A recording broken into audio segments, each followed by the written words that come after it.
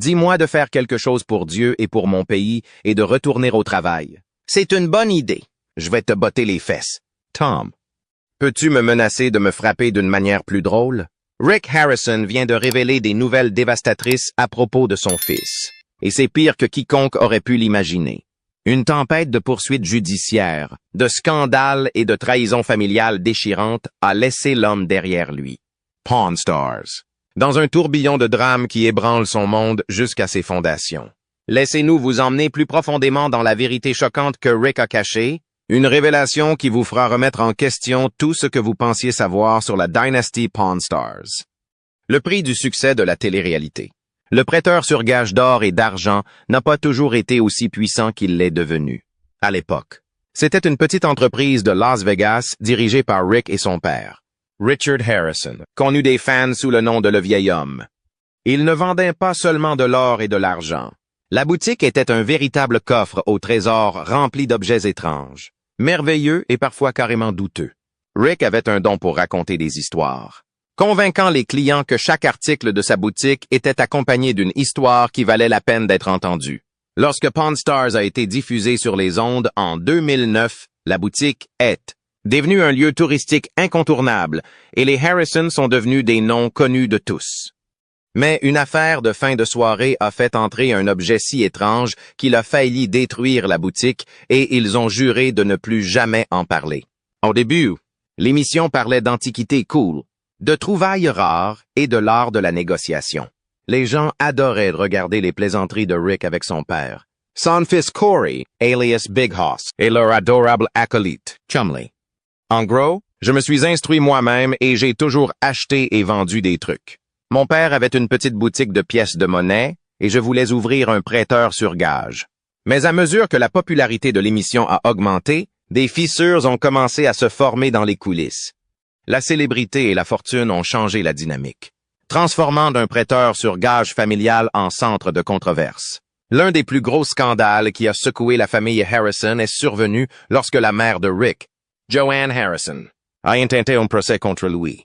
Joanne a affirmé que Rick l'avait manipulée pour qu'elle cède sa participation majoritaire dans le prêteur sur gage alors qu'elle se remettait du coma. Elle l'a également accusé de ne pas lui verser sa part de bénéfices et de ne pas lui avoir fourni un compte-rendu complet des finances de la boutique. Cette bataille juridique a révélé un côté plus sombre de l'entreprise familiale, avec des accusations qui ont fusé et des fans qui se sont demandé dans quelle mesure l'image saine de la famille était réelle. Bien que Rick ait essayé de minimiser le procès, ce n'était pas la seule tempête qu'il a dû affronter. La pandémie de COVID-19 a durement touché le prêteur sur gage, réduisant considérablement ses bénéfices. Pour une entreprise qui dépendait de la fréquentation des commerces et des touristes, la pandémie a été un cauchemar. Les problèmes financiers de Rick ont été aggravés par l'ordonnance restrictive de sa mère, qui visait à l'empêcher de vendre des biens familiaux ou de cacher des fonds. Les déclarations de Joanne ont dépeint Rick comme un homme d'affaires manipulateur, bien loin du négociateur avisé mais sympathique que les fans ont connu à la télévision. Chumley, l'une des stars montantes de la série, s'est également retrouvée dans une situation délicate. Au fil des ans, les pitreries loufoques de Chumley ont fait de lui un favori des fans, mais sa vie en dehors de l'écran était loin d'être drôle. En 2016, il a été arrêté après que la police a découvert de la drogue, des armes à feu et d'autres objets douteux à son domicile lors d'une descente liée à une enquête pour agression sexuelle. Bien que les accusations d'agression n'aient pas été retenues, les ennuis judiciaires de Chumley ont porté atteinte à la réputation de l'émission.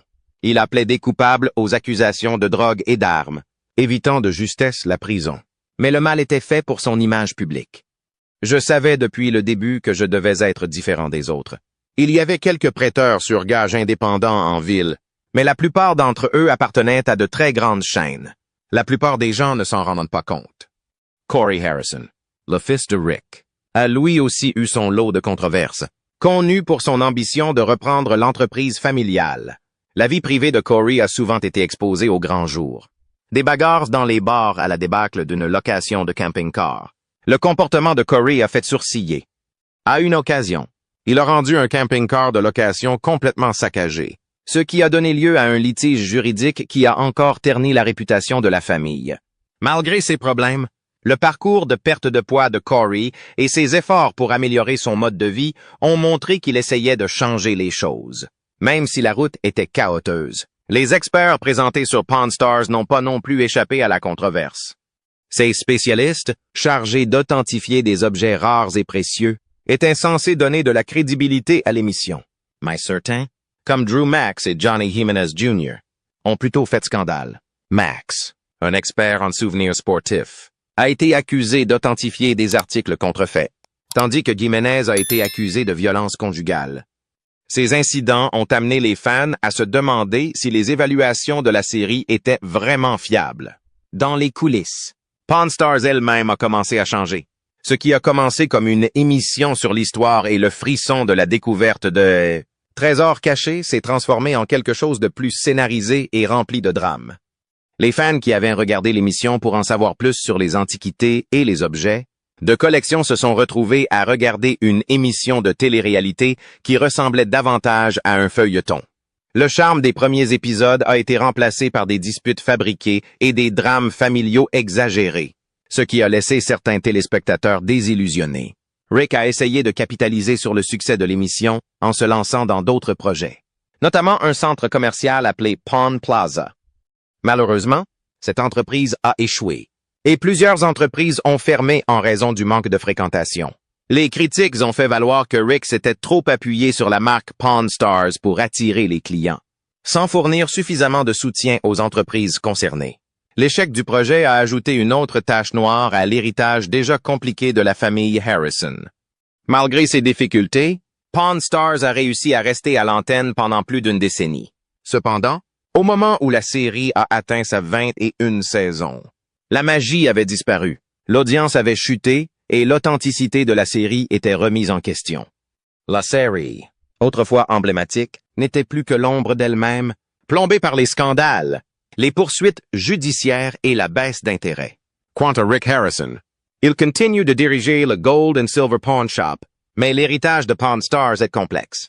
L'émission a apporté la célébrité, la fortune et une base de fans mondiale.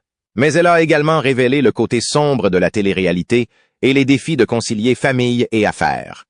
Même si Pawn Stars ne retrouvera peut-être jamais sa gloire d'antan, on se souviendra toujours de ce phénomène culturel qui a transformé un petit prêteur sur gage de Las Vegas en une sensation mondiale.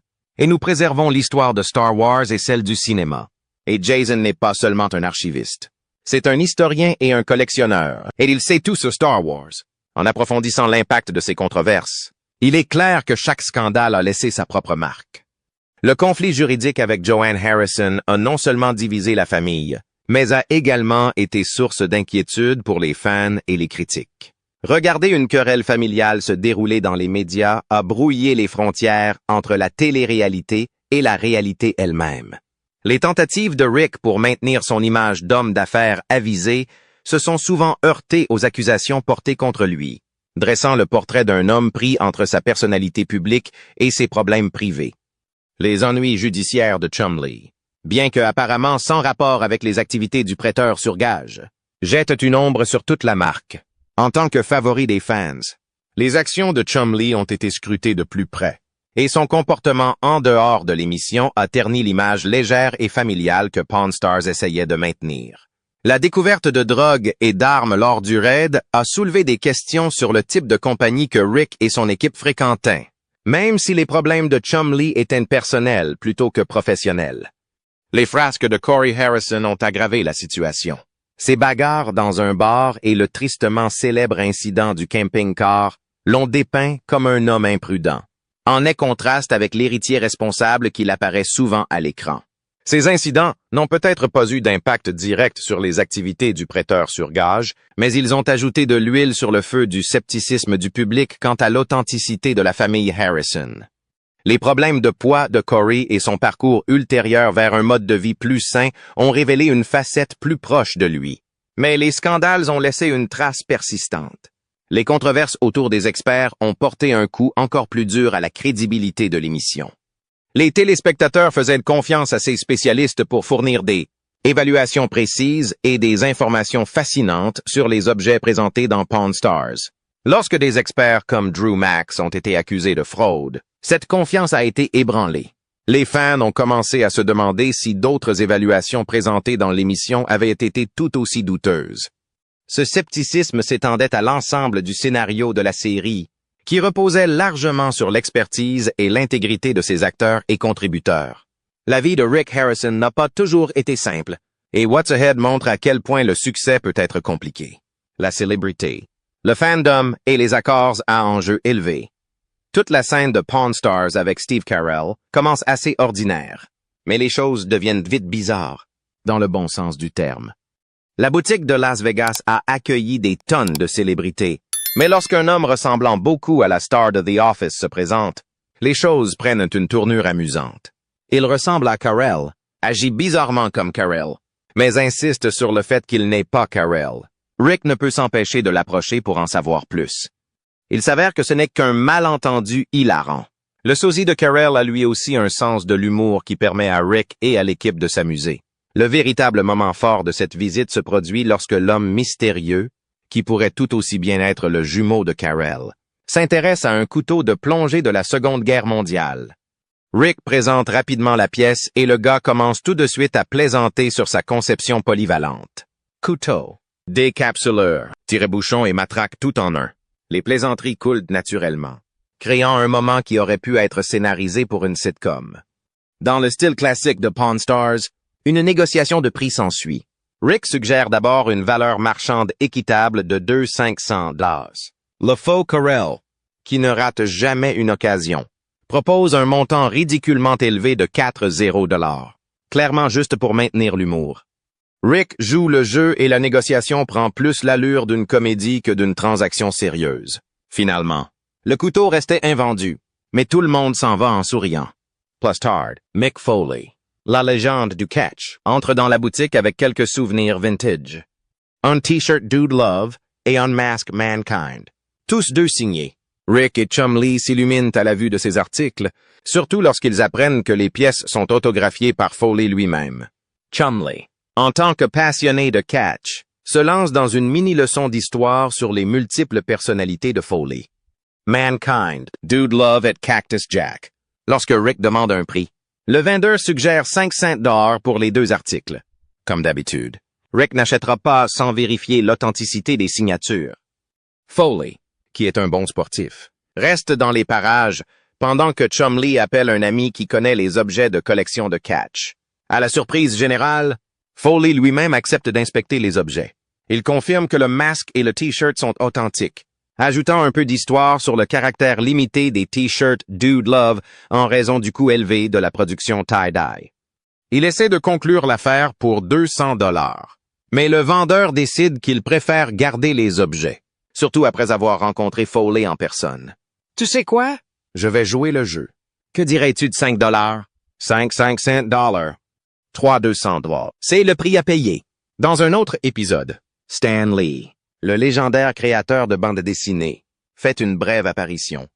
Un client apporte une bande dessinée originale de Spider-Man des années 70, signée par Stan Lee et l'artiste John Romita. La bande dessinée présente une scène avec Mary Jane et Spider-Man qui est un peu osée pour l'époque. Mary Jane est dans une baignoire et invite Spidey à venir. Intrigué, Rick sait que cette pièce a de la valeur. Mais le prix demandé par le vendeur, $10, semble trop élevé. Chumlee, désireux d'impressionner Rick, suggère d'apporter la bande à la station Marvel Avengers à Las Vegas pour l'authentifier. À la station, Chumlee rencontre un expert qui confirme que les signatures sont authentiques. Le vendeur essaye de maintenir le prix de $10. Mais Rick, toujours négociateur, contre-attaque avec $3,500. Après quelques échanges, ils s'entendent sur 5-0, Chumlee rayonnant d'avoir négocié l'affaire. La rencontre avec Stan Lee a sans aucun doute été le point culminant de cet épisode, offrant aux fans un croisement mémorable entre la culture pop et l'histoire. Dana White, le président de l'Ultimate Fighting Championship, fait une apparition remarquée dans l'épisode 17 de la saison 15. Il est à la recherche d'un objet unique à ajouter à sa collection d'armes grandissante. Chumlee et Corey lui montrent plusieurs épées anciennes, mais c'est une épée de samouraï restaurée du 15e siècle qui attire l'attention de Dana. Rick donne un historique détaillé de la lame, expliquant ses liens avec une famille de samouraïs et la restauration coûteuse qu'elle a subie au Japon. Le prix demandé est de 40 $. Dana, toujours prête à se battre, contre-indique 28 $.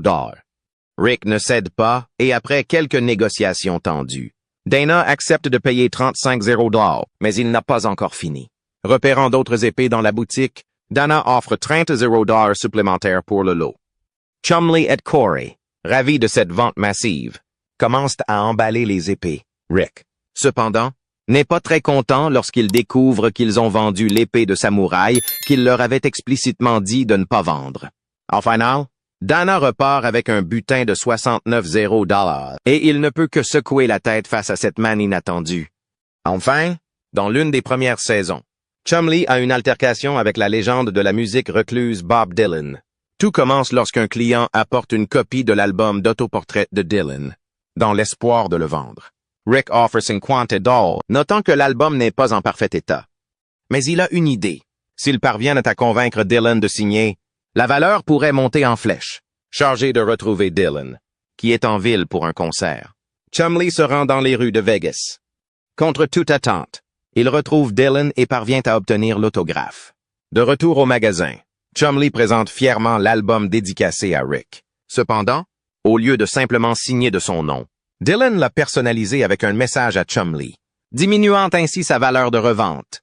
Il n'est pas vraiment ravi, mais Chumlee est aux anges après avoir rencontré l'une de ses idoles. Pawn Stars a le don de mélanger humour, histoire et apparition de célébrités de manière à garder les téléspectateurs accrochés. Qu'il s'agisse d'identités erronées, de lutteurs légendaires, d'icônes de bandes dessinées ou de musiciens reclus, l'émission sait comment transformer des transactions ordinaires de prêteurs sur gage en moments inoubliables. Le sosie de Steve Carell n'a peut-être pas acheté le couteau de plongée, mais sa visite dans la boutique a bien fait rire tout le monde. Même si le couteau n'a pas été vendu, cela s'est transformé en une de ces rencontres mémorables qui rendent l'émission unique. On peut en dire autant de l'apparition de Mick Foley. Le vendeur est peut-être reparti avec ses souvenirs signés, mais les fans de catch ont pu voir un segment divertissant impliquant l'une de leurs superstars préférées.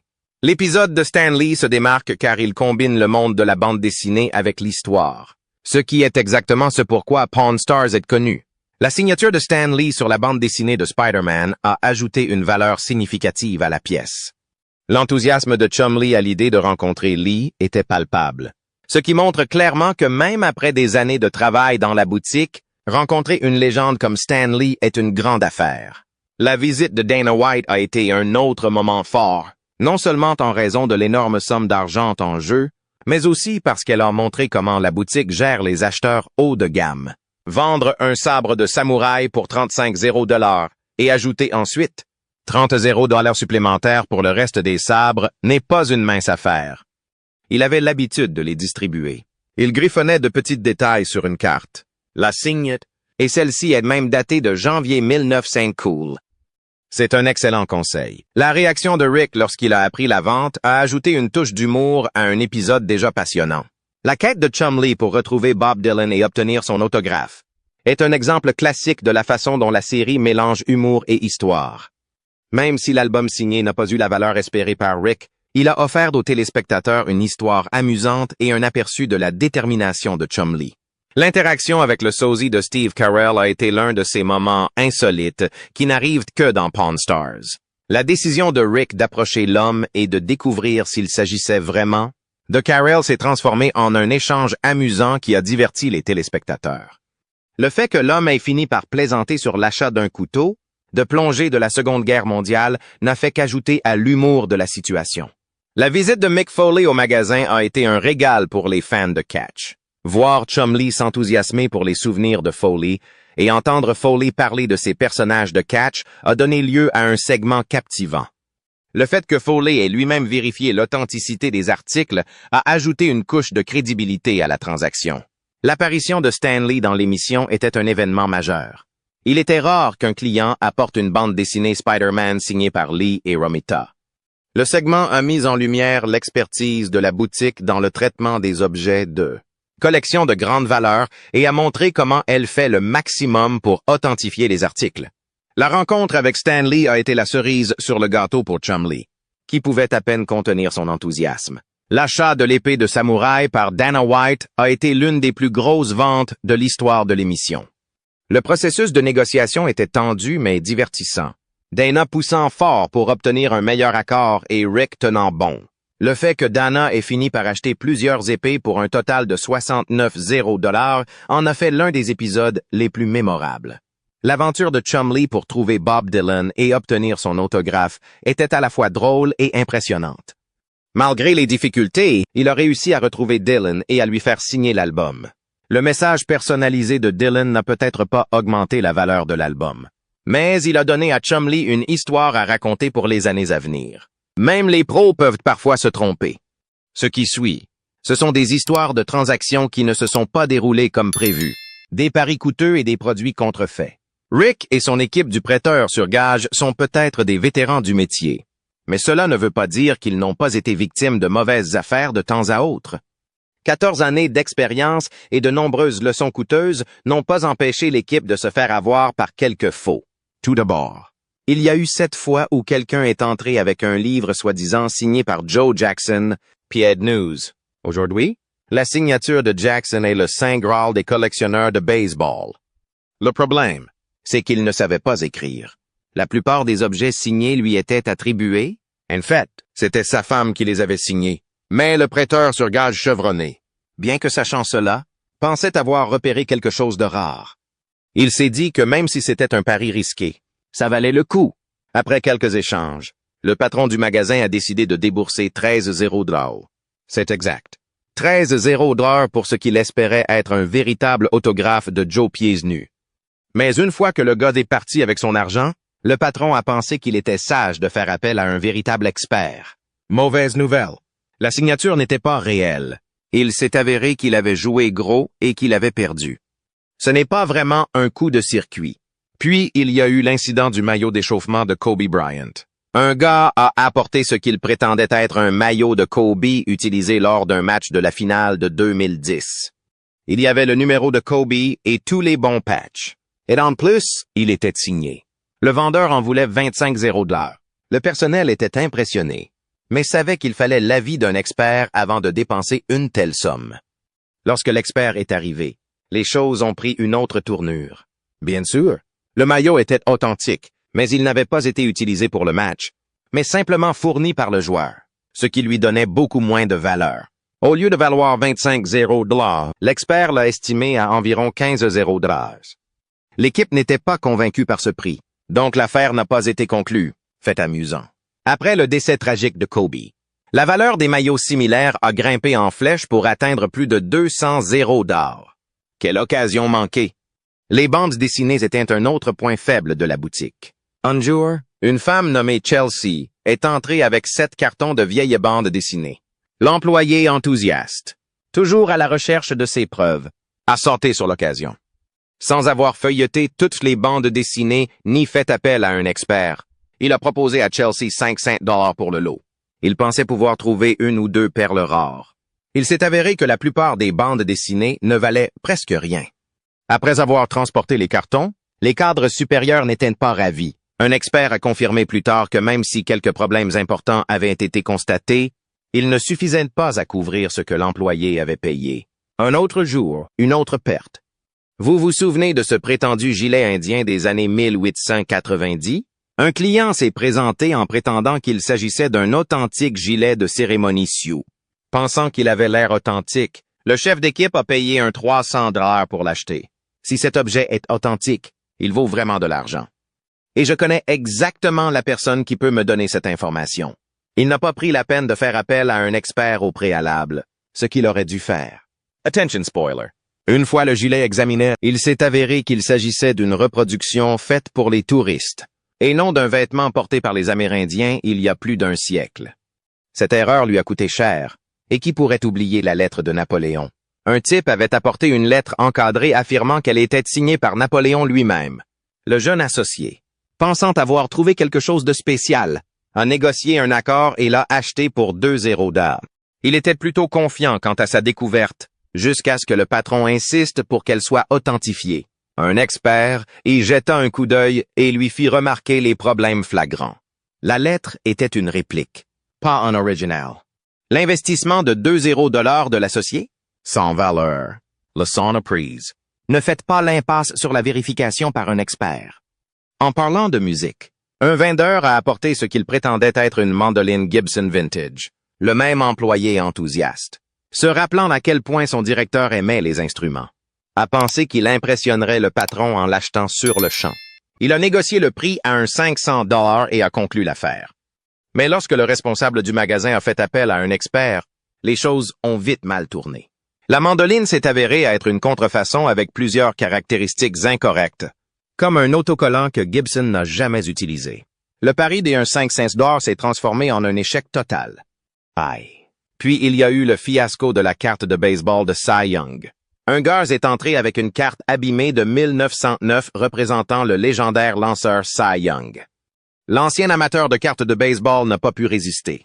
Il a marchandé le prix du vendeur, le faisant passer d'un 0 $ à 300 $, pensant qu'il pourrait encore faire un bénéfice. Lorsqu'il a finalement fait examiner la carte, l'expert a confirmé qu'elle était authentique, en si mauvais état qu'elle valait à peine 200 $. Le pari n'a pas été payant. Il a perdu une centaine de dollars. Enfin, parlons de ces 6 fausses montres Rolex que le jeune associé a achetées pendant ses premiers jours de travail de nuit. Pensant faire de bonnes affaires, il a déboursé 40 $ pour 6 montres, qui se sont toutes révélées être des contrefaçons. Le patron n'était pas ravi lorsqu'il l'a découvert. Le nouveau venu de l'équipe de nuit a eu droit à un cours intensif sur l'importance de faire authentifier les articles haut de gamme avant de les acheter. Et il ne s'agissait pas seulement de montres et de maillots. Le jeune associé a un jour essayé d'acheter un uniforme de baseball de Willie Mays pour 31 $, après qu'un expert a confirmé qu'il s'agissait d'un vrai. Malheureusement, bien que l'uniforme soit authentique, il n'avait pas été porté pendant le match, ce qui lui valait bien moins que prévu. Pire encore. L'uniforme s'est révélé plus tard être un faux et a fini par être vendu aux enchères pour seulement 19 $. C'est une perte de 12 $ qu'il a dû digérer. Pour terminer, voici une question simple. Les vendeurs de faux articles devraient-ils être plus sévèrement punis ou les acheteurs devraient-ils aussi être plus prudents? Partagez vos réflexions comme cet article et abonnez-vous pour en savoir plus.